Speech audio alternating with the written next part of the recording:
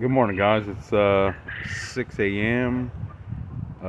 Wind chill is around 14 degrees, which northerners, I know that's not bad.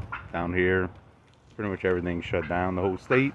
So Christina did a video on our chicken coop coverings, and let's see, my door's frozen on the outside.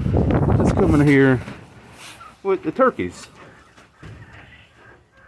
You could feel the difference.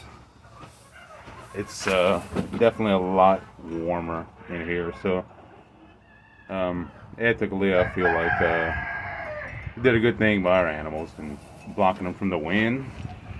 No waters are frozen in the coops. The automatic waters for the quail, all the tubing, everything's frozen. So I think we did good. Let's see.